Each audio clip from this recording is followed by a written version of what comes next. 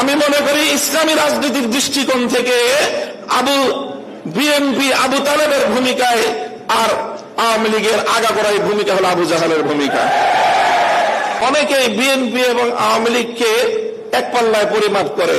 আমি মনে করি এটা অনেক বড় অবিচার।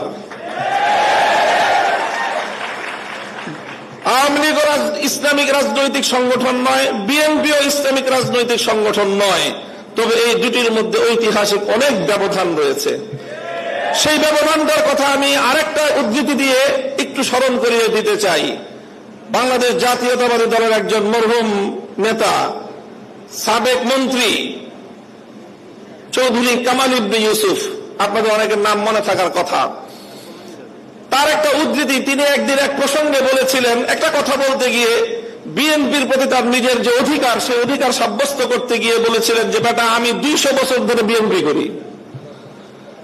কি বলেছেন? 200 বছর ধরে আমরা বিএনপি করি। আপনাদের অনেকের মনে প্রশ্ন জাগতে পারে, বিএনপি তো প্রতিষ্ঠিতই হলো স্বাধীনতার বেশ পরে শহীদ জিয়াউর রহমানের হাত ধরে, আর চৌধুরী কামাল ইবনে ইউসুফের বয়স কত? 60-70 বছর।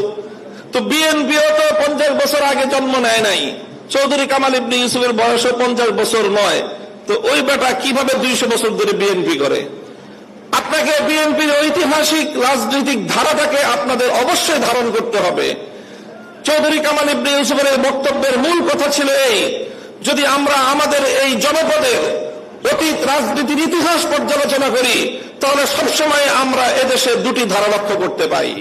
সেই অবিভক্ত ব্রিটিশ আমল থেকে যখন ঢাকা বিশ্ববিদ্যালয় প্রতিষ্ঠার ঘোষণা এসেছিল, যখন ঢাকাকে কেন্দ্র করে পূর্ববঙ্গের উত্থানের ঘোষণা এসেছিল, যখন মুসলিম জাতিসত্তা প্রতিষ্ঠার ঘোষণা এসেছিল, তখন এই বঙ্গ অঞ্চল থেকে কিছু মানুষ তারা ঢাকা বিশ্ববিদ্যালয় প্রতিষ্ঠার বিরোধিতা করেছিল। তারা ঢাকাকে কেন্দ্র করে পূর্ববঙ্গের উত্থানকে ঠেকিয়ে দিতে চেয়েছিল, যারা মুসলিম জাতিসত্তার বিরোধী ছিল। এই ঐতিহাসিক ধারা সেই ব্রিটিশ আমল থেকে চলে এসেছে, আর এই ধারায় এইভাবে দুটি ধারা প্রতিষ্ঠিত হয়েছে, সংঘাত চলেছে, লড়াই চলেছে।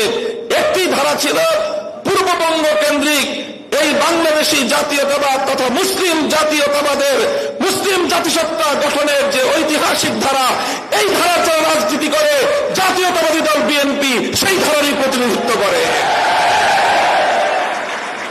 কাজে বিএনপিকে যেমন এই কথাটা মনে রাখতে হবে, যারা বিএনপির সমালোচনা করে তাদেরকে ওই কথাটা মনে রাখতে হবে। বিএনপি এবং আওয়ামী লীগ কেউই ইসলামী রাজনীতি করে না, বরং তাদের রাজনৈতিক ভিন্ন দর্শন রয়েছে।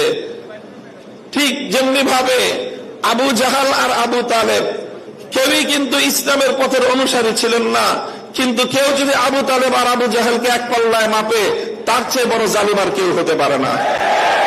আমি মনে করি ইসলামী রাজনীতির দৃষ্টিকোণ থেকে বিএনপি আবু তালেবের ভূমিকায় আর আওয়ামী লীগের আগাগোড়াই ভূমিকা হলো আবু জাহালের ভূমিকা।